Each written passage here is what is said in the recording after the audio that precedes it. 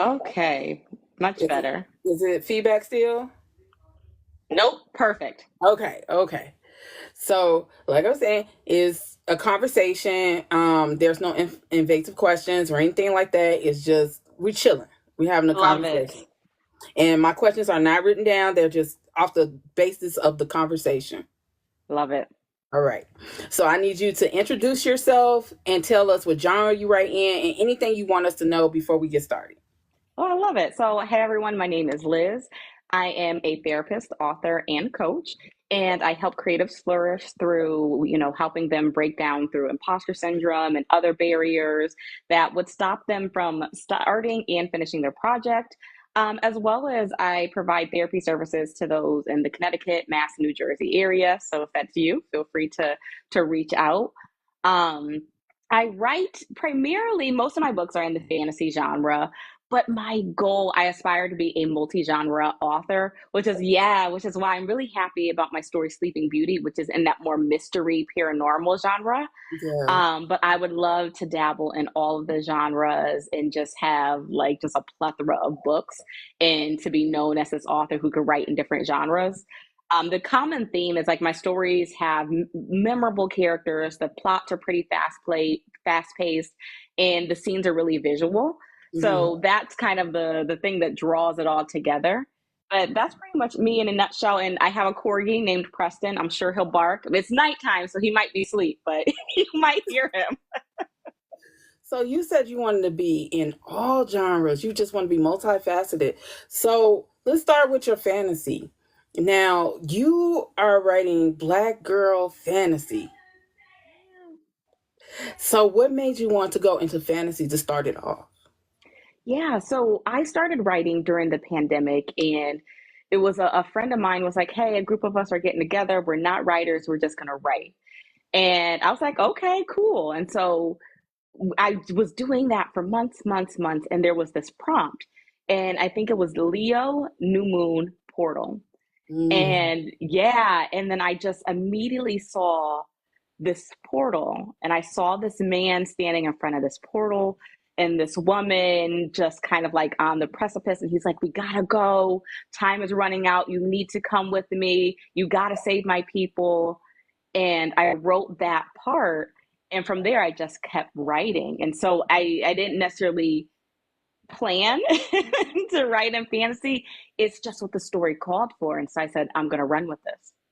So what is it about fantasy that is just has your brain going? Yeah, you know what I think it is? Like, I love fantasy movies. I love like magic, and I love that. I grew up watching anime, and I think Mhm. maybe that's what it is just the anime of it all. Is Mhm. people could die, they come back. There's Yeah. all this world of possibility. You can break the rules of traditional society, and I think that's what I really love about fantasy. Now, what is it about writing a Black woman in fantasy? Oh yeah. I one being a black woman and Hmm. just, seeing us in those spaces.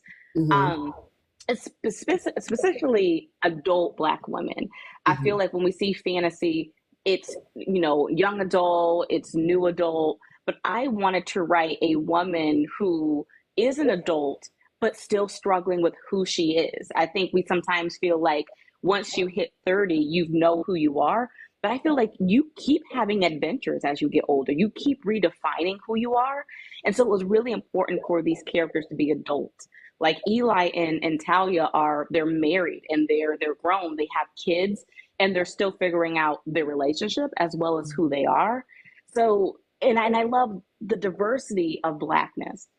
I Hmm. got sick of seeing whenever we saw black women, they carried everything. They carried the world. They never made mistakes. It was just like they were this monolith. And I wanted to write about the black women that I see that Hmm. make mistakes, they grow, they learn, and I wanted to see them. Do you think writing fantasy is hard? And as far as like the world building, because Mm, fantasy is built on world building. So how is that for you? absolutely. That's a great question. For me, I try and take a little bit of the real world and I bring in these magical elements, right? Like I really like just I feel like nature in itself is magical. So I think that's why I gravitated to the elemental magic. Mm-hmm. And I try to find just the magic within the world, like everything being alive. Now Mm-hmm. you have some folks on the spectrum, they're creating whole entire universes and all of that. And I think that can be really hard and making sure that it aligns and making sure you have that continuity. Mm-hmm. But you have the freedom of it's your world. No one can tell you what's Mm-hmm. wrong because it's yours. You've made this. So how can someone say that's not real when it's completely from your brain? And I think that is the fun part, but it's also the pressure of Mm-hmm. making sure that makes sense and communicating it to your reader.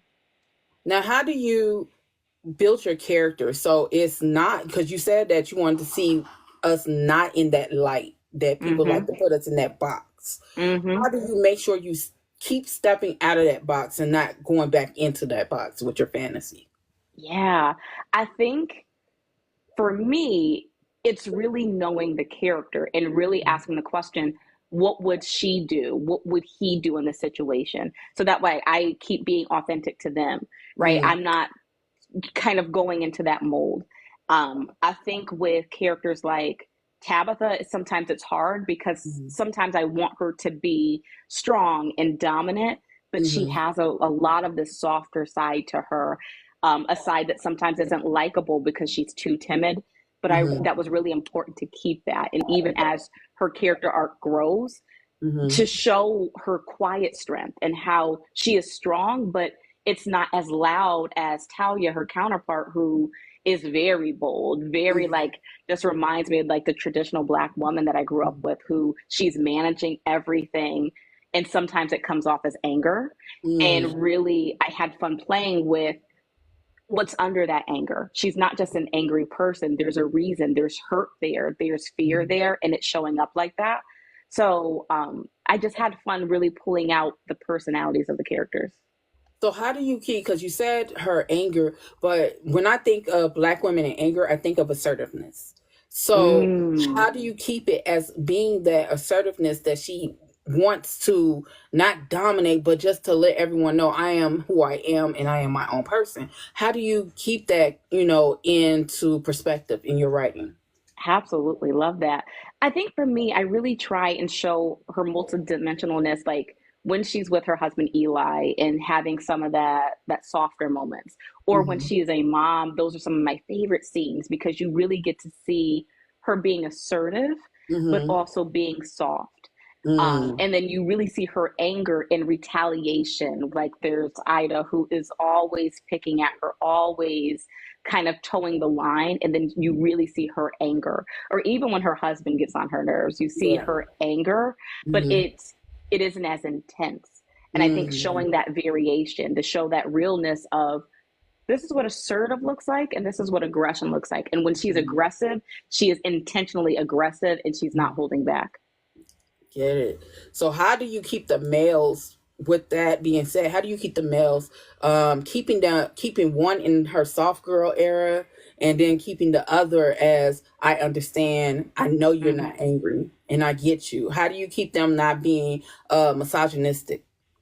Yeah, absolutely. And I kind of it was funny. I thought Eli would come off like that, like this machismo type of Mm-hmm. character, but there's a lot of softness to him as well. Mm-hmm. Especially, I feel like he's a family man. His kids really bring that out, but I feel like you get to see his sides with Tabitha's journey. So Tabitha being the chosen one, and Eli's more that mentor character. He shows off kind of hard and cold, Mm-hmm. and you see him kind of soften as Mm-hmm. he talks about his struggles. So there's a war that happens that makes him go a little bit more harder than we've Mm-hmm. seen him in a couple of the earlier scenes. And Mm-hmm. so I think with Tabitha helping us to break that down, to really say, like, why is he so hard? Why is he being cold? Mm-hmm. And then as we progress in the second book, you really see him and Talia have a conversation of why is she angry and Mm-hmm. why is he not getting it? And they really have this conversation. So I think, it goes back to the conversations that they have as well as the context of some of the scenes. Now you said that you are a therapist. I'm sorry, but Yeah. my head gets questions just be Go rolling for from it. my head. Go But for it. you also talked about being a therapist, and you just like broke down how the understanding between the couples, understanding the females in general. How do you incorporate being a therapist and going into this world and making these characters? Yeah, and I think that's where I had a lot of fun is because like people are interesting, you know what I mean? And Hmm. people have so many different reactions. And so really again trying to not have my way, kind of like Hmm. sometimes authors just push and like this is where we need to go, but really like if your husband said that he's going to go through this portal while you're like in the midst of this broken relationship, how are you really going to act? How are you really going to feel when he gets back? And it's just like I thought you weren't even going to come back, Hmm. and what does that look like? What does that pain look like? How does it show up? What does that masking look like, right? Again, like for some people on the outside it looks like just hard and anger and all of this, but underneath there's so much more. And so I Hmm. really tried to just think about what does this look like. So how do you come off with the characters and like abandonment issues and just Ooh. past trauma? How do you come off with that and make it so that it's prevalent but it's not the whole picture? Yeah, that's really good. And I think again that's where the therapy really helps because like people live with these things, but Hmm. they live, right? They have full lives, they have work, they have kids, they have friends. And so, really, I try to like, it doesn't show up all the time, but what are the subtle ways, right? So, Hmm. like, um, for instance, like Eli really struggles with the trauma of this war. And so, like, he has trouble sleeping and it progresses, right? There's this Hmm. little kind of like, he's watching, he's seeing what's happening. He always feels like his family's in danger. And then it keeps getting more and more um, progressive. And so, I think for me, it's balancing it out without not being too cartoony. Like we've Hmm. all seen things where it's just so over the top. And that's Yeah, yeah. often not what mental health and all these things look like. Sometimes it's subtle and sometimes you Hmm. see these bursts. And so I try to kind of weave all that in there. Okay. So, with it being fantasy, how much Mm-hmm. do you try to deliberately put realism into it? Because I always say that fiction has realism, regardless of it being escapism, it still Mm-hmm. has realism. So, how do you toe that line? Yeah, absolutely. What first comes to mind is the characters. I feel like they are the real people. They are our grandmothers, they're our aunts, they're our friends. I feel like sometimes taking the inspiration that you see in real life and putting that in there, putting in some of the real conversations or those real moments that stuck out. I think that adds richness no matter what genre is like giving us something where we feel like, oh, I've been there before. I've felt that before. And I Yeah, think that is the thing that writers should do, like make us believe this, make us, I don't care if it's a monster romance or whatever, but make us believe that this yeah. could happen. And I think by pulling a little bit of real life of like, oh, this could happen or this has happened to me, makes it feel more immersive and more real. Wow, I like that. So, Yay. uh, do you think what you wanted to be such a multifaceted author? Do you think that it will be harder for you to get into contemporary romance? Because actually, if you really think about your book, it's kind of contemporary romance already. So, Yeah. but how do you feel about contemporary and those other genres, subgenres under fiction? How do you feel Hmm. going into those, and what would be the headspace? What would that look like? Absolutely. Great questions. So I feel like it depends on the story. Mm, And if you follow my page, James Patterson's one of my favorite authors. And I think I love him because you can pick up a book in many different genres. And even some books have a blend of multiple genres in them. And I mm, find that fun, right? It mm, stops it from being boring because, well, what if I want to write a contemporary romance that is just purely romance because mm, these two characters that are in my head are really interesting and they won't let me sleep? Or what if I want to write a horror and then blend a little bit of that fantasy in there? So I feel like as authors, give yourself permission to play. That's all Mm, writing is. It's like we're playing, we're creating stories, we're creating people. And I think as long as you keep that play, it will mhm, help you explore different genres.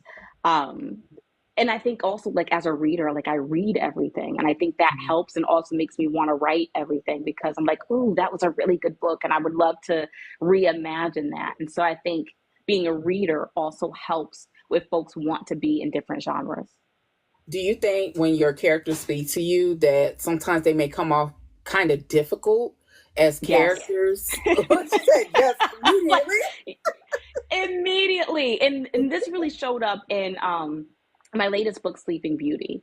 Mm, And I struggled because when I had beta readers, they did not like Lyra. So Lyra mm, is has a little bit more of that trauma, a little bit more of that mental health, and she sometimes is mean. She's not even mm, assertive. There's sometimes she is mean for no reason, and I'm just like, oh, be soft. But that's not who she wanted to be. She wanted to be mean, and she's not ready to be soft yet. We haven't explored how to make her soft yet. She wants to be sometimes, but she very much is a harder character than in my prophecy series.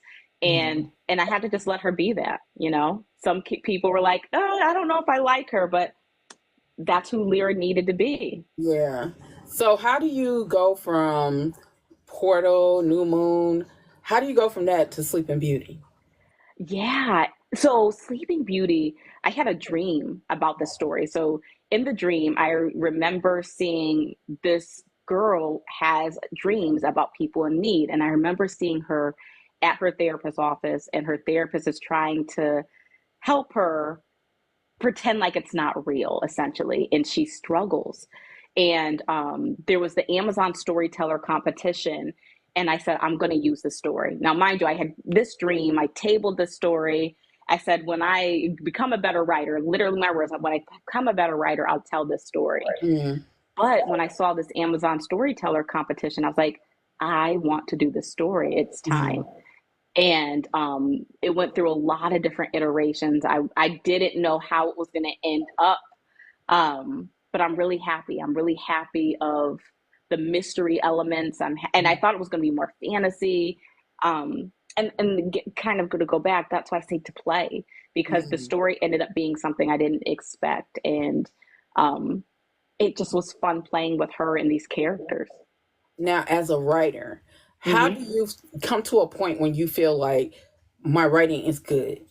Ooh, that's so good. And I think that is an ongoing, deliberate, like, okay, I'm good. This is good. This, you know, and I think it starts there. And then the external validation helps. But I Mm, think that you have to believe that first. And some days it's easier than others. Some yeah. days it's like, oh, I really did a great job on that scene. Hmm. And there's some days it's like, yeah, I didn't. This scene is not there, and you got to just keep asking yourself why. What's missing? What is?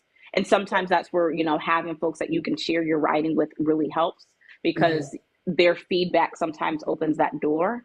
But I Hmm. think in order for you to feel like you're a good writer, that Hmm. starts with you first, and then Hmm. that validation helps. Mm. Now, fantasy goes hand in hand with comic books. It goes Mm, hand in hand with anime and cartoons. hmm. So, how do you also incorporate being you're blurred? You're blurred. I I am used too. to be, and then I used to be, and then I believed the narrative. I'm like, oh, I'm too old. I want to get back next year. I'm at. I know. You are never too old to be a blurred. Come on, Never. next year I'm getting back into my manga life. So, how do you incorporate that in regards to like book conventions, comic cons, and stuff like that? How do you incorporate those people who see you as more of a blurred, more or less, than us see you as a fantasy author? And how do Hmm. you make it work? Yeah, absolutely. So I have not had to challenge that so much because I've only been to one book convention. But Hmm. what comes to mind is being authentic, being who Mm. you are, right? We are so many different versions of ourselves. And I Mm-hmm. think as long as you show up as your full self, you're going to be able to blend, right? Like, again, I think of how someone is a student, but they Mm-hmm. also may be a sibling, they also may be a significant other, right? You're all these things. And how do Mm-hmm. you show up in that? How does that part of you show up in this environment? Mm-hmm. And so I think as long as you keep going back to your full self and not pretending to be this particular type of author or writer, I think Mm-hmm. you'll be able to mesh into those environments because you're being you and they're coming to see you. Right. So, how do you, as a fantasy author, try not to step on the toes of mythology and Mm, cultures? Not just Black cultures, I'm talking about cultures in general. Because when right. we write fantasy and we write paranormal, we are stepping into different lanes. Even though it's Yes. make believe, there's a little bit of, hey, that sound like hoodoo. Ooh, that sound like voodoo. Ooh, that sound like ATR. That's, what I mean? Hmm. And Yes. so, how do you make sure you don't cross that barrier? Absolutely. I think for me, one, my intention is never to cause harm with my writing. So I Mm-hmm. think one that helps and to have that sensitivity and that awareness. So that way, if it's like this feels like this isn't being authentic, to really do some research. Mm-hmm. I think the other thing is, in a sense, of writing what you know, right? Mm-hmm. So my character Tomas in Sleeping Beauty, right? He's a Latinx man. And so for me, it was important to write from the perspective of what has this culture been from my standing point? Mm-hmm. What have I experienced? What does that interpret? How have I interpreted this culture while being true to some of the things that are really pillars, right? So Mm-hmm. having that respect to show the authenticity, but also not making a caricature, right? So when I have been in these environments, what have been the things that have resonated and stayed with me and making sure that that's strong. So blending these cultures, the real things that make these cultures authentic with the things that have touched you. And I think that Mm-hmm. that shows honor and respect as Mm-hmm. well as introducing readers to cultures and aspects that they may not have ever read if it wasn't for your book. That is true. That is true. Now, how do you allow yourself to, as a woman, Mm-hmm. because you have two, you're a Black woman and you're a woman. So, Mm-hmm. how do you embrace the generational trauma Mm. and from being a Black woman and the generational trauma from being a woman? How do you Mm. embrace that in your books? Yeah, I think when it comes up, not to run from it. I think Mm-hmm. sometimes we want to run from things that are uncomfortable and make our books all light and fuzzy. Mm-hmm. But sometimes life isn't like that. Sometimes you are really confronted with this issue. And so to really delve into that. So, like, if there's a situation where that would naturally show up or it needs to be addressed, addressing it and being vulnerable enough to go there. Mm-hmm. And again, some books are designed to be lighter, and so what does that look like in that context? You can still have the conversation and give respect and education to that, but it Mm-hmm. may look different in that context. So I think to just have the respect to go there and to be vulnerable while taking care of yourself, right? Like sometimes Mm-hmm. that can be very triggering for you, but to give yourself the permission to go there. And again, like in your editing process and your beta reading process, if you go too far, you have that feedback to pull it back. But I think to be open to go there. Now, in your books is a theme of care for self. Mm-hmm. Care for self. Why is that so important? And it's across the board. So Mm-hmm. why is that important? Yeah, I think one, because it's something that I struggle with Mm-hmm. of caring for self, but I think also because as Black women, we struggle with caring for self. We're always hands out holding up someone else, but sometimes you need to take care of you. You need to take Mm-hmm. care of your pain points, and that's okay. That doesn't mean that you are weak. It doesn't mean you're weak if you are vulnerable and that you have emotions. And so it was important to show that Black women can care for themselves and should care for themselves, and um, to show what healing looks like. So that was really important for me. Now, moving forward with your books, now where are you mentally in regards to moving forward with your books? Oh, that's such a great question. Yeah, I think kind of like bittersweet. So like NaNoWriMo is, coming up, November, and I'm writing book three of the trilogy. And at first it was a little like bittersweet. Like it was like this is coming to a close. I'm ending with Mm-hmm. these characters that really began my writing career. They really began my, career as a writer. Mm-hmm. Um, and so it was like bittersweet. It was almost like I don't want to write this because I don't want it to be over. And then I'm like, I think there's more. Mm-hmm.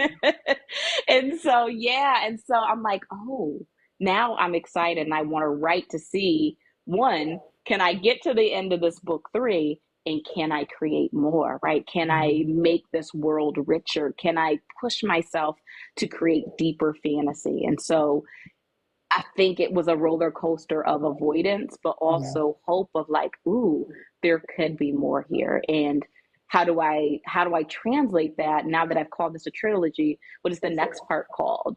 Mm-hmm. What is that next part going to look like? Now you said that diving deep into like that world. Hmm. So when building that world, how is it building the side characters up? Oh, some of those are my favorite and have been most commented on. Like the side characters get to be really fun, really silly. So, like in the Prophecy series, we have Vea, Sumara, and Corinne. They are like the three witches in Hocus Pocus. They are always together. Always, they're always knocking heads. They are for the comedic relief. So sometimes there's a really intense scene and then they're there peeking in, being nosy, and causing trouble. I think with your side characters, you really get to have a lot of fun. Mm. Same thing with Sleeping Beauty. Some of the side characters were really fun, like in thinking about Toya, who's Lyra's friend, and how she kind of gives her the business, or Lenora, who is this old lady who is always getting into some trouble. And I think the side characters help your story be richer, and Mm. sometimes you don't expect them to last long. Mm. um, and so sometimes that's great because then you make them have this bigger impact. You make more risks because they're the side characters. You're not necessarily thinking about their arc, so you're just kind of having fun.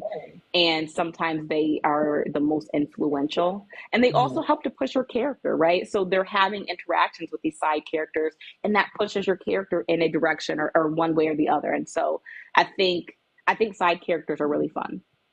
Now, how do you keep your main characters and already have a plot in your head? You already know what is going to happen, and then you get into the story and it goes left. So actually, that goes left is me because I have no idea. Sometimes I'll see where I want to end, but sometimes like I'll see like, ooh, like I see this scene and I start writing from there. I try and say like I'm an intuitive writer, like I just start writing. I want to be a plotter so bad. Mm-hmm. Every time I say, okay, I'm gonna plot, I'm gonna do this, I tell my friend, make sure I plot this weekend, and it doesn't happen. It doesn't happen. I've gotten to the point where I might jot down notes for the next couple upcoming scenes where I'm like, oh, I Mm-hmm. want to go here. Um, but sometimes, to your point, it goes left. Like sometimes you really get into the scene and you write it and you learn from what you wrote, something needs to come before this scene, or really now because this action happens, you need to go somewhere else. So I think always checking in, whether you're plotting, whether you're just being an intuitive or a pantser and you're just writing. I think checking in about what makes sense, what's the most entertaining thing to happen next, and I think that's going to help you direct your story, um, even as you again plot and you're trying to decide where to go next. Mm. So when you are in your zone, how do you take accountability to say, okay, I need to stop before I overdo it? Ooh, that's really good, right? So I'll talk about a little bit of therapy. So like mindfulness is that awareness of what's going on with your body, right? So the same Mhm. way like you recognize you're hungry and what that feels like and all of that, recognizing what it looks like when you are getting to your limit and you can't push anymore. Because then you're just staring at the blank page, and now you're starting to get in your head and feel like I can't do this, when really your body's just telling you you're tired. It's not that you can't write, you're not creative, you're tired. So I think really checking in. I think writing with friends is really helpful, because there's that natural stopping point where, you say you're going to write for an hour, or, someone says like, okay, I'm tired, I can't do anymore. And like, you recognize like, okay, like I can do a little bit more, or I'm done. So I think really, whether it's at the end of a scene or at the end of a certain sprint, to really check in and say like, do you have more in you? Do you need to walk away? This is also where a dog is very helpful, because he will let me know. He's looking at me like, feed me. Hey, you've been here. I want to play. So that's really helpful. So anyone who has like kids or a pet, they will let you know, hey, it's time to do something else. And so that's helpful. I get that. So where are we in regards to maybe dates? Oh, as far as release dates? Okay, so the goal. The goal would be to release the book 3 come, I think, no, October of next year. So that's that. And I would like book 2 of the Lyra Sommers Mysteries to be in May. I don't know if I'm going to make that, so the pre-order isn't up there, but Eclipse, which is book 3, is up. And so y'all can go and pre-order that as well. So how do you market yourself? How do you make sure, because this is the age of social media. Yeah. Everything goes viral. You know what I'm saying? So how do you market yourself so that you are hitting your target audience and making sure that you are doing your due diligence to your brand? Absolutely. That's a great question. And I think I'm still learning that. And that's where like I love, the Booktalk community. Everyone's trading information, everyone, like, you get to see what your peers are doing, and you get to kind of like have collaboration. So I think, one, having a spirit of learning. Even like I'm still trying to figure out, where do my books land? Sometimes where I think my target audience was, then I'm finding someone else is really enjoying it. So I think I'm still learning that. I think for me, I try and market the characters, something that's happening in their journey, as well as just the visual. So like I tried to do really cool covers, so just marketing that. But for me, I would say I'm still learning, and I try and just really like show you through the process. So like what you'll see a lot as I'm going through NaNoWriMo is some posts and stuff about what that's looking like. What the audiobook journey looks like for some of my books. So my books are on audio. So like what that journey was like. So I think I do a lot of the behind the scenes and the process. But I think I want to be stronger on the front end and showing more of the story. Okay. So what do you think is going to be your end game as far as your writing? Is it traditionally publishing? Is it continuing on as an indie author? Or is it something bigger than that, even movies or web series? Ooh, I would love movies and web series. We have any folks watching? I do. I have Come some on. for you. Connect us. Rowdy Gun Shy Film Productions is now offering web service series for authors who are indie authors that are Black and BIPOC.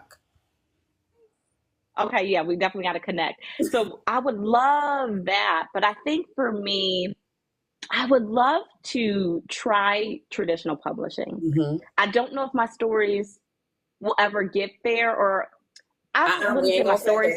I would say I don't know if I want to give up control. And I think that's the thing. You know what I mean? Like, I don't want to give up control of changing some of the storylines or the characters. And I think it would take me getting to a place where I'm like, okay, with this particular story, I'm okay with some changes, and I'm not there with some of the characters yet and some of the stories yet. But I would love to be traditionally published, but I'm cool being indie. Yeah, like I'm cool being indie. I think we have a lot of freedom. We make our own deadlines. We tell our own stories the way that we want to tell them. We're paying for it. And so at the end of the day, like, we have to enjoy it. And so I love that. versus the pressure of, what an editor, a traditional publisher might want. That's what's up. So I need you to tell everybody where they can find your books, whether you have a website, what's your social media handles, and anything else as far as like book tours or anything like that. Absolutely. Appreciate you again for like the opportunity. This was really fun. Thank you everyone for hanging out with us. This was great. So listen, y'all, my name is Liz. My website is lizbullardwrites.com. So my handle right here on TikTok. I am Liz Bullard Writes on TikTok, Instagram, Threads. I'm not on Facebook that much, so I won't give you that. If you're on Fable, the Fable Book Club app, I'm Liz Bullard Writes over there. I talk a lot about books that I'm reading there. Sign up for the newsletter on my website, as well as I'm dabbling with Patreon. I don't know what I want to do. I created an account, so it's out there, y'all. Maybe you might see something about that, but if you really want to support me, sign up for the newsletter. My books are on Amazon and Barnes & Nobles. They're wide, except for Sleep and Beauty. That one is KU. So find my books on Amazon. They're an audio, ebook, and paperback. And yeah, if you need anything, just message me. That's all I got going on for now. Okay. Well, I appreciate you so much. I'm still going to hound you to get you on the Boozy Book Tour next year. Yes. I'm going to hound you because I really want you to come to Raleigh because we're having that fantasy, paranormal, comic book, romance corner. So. Ooh. Okay. Send me the information again, and Okay. I'll make sure that I'll be diligent.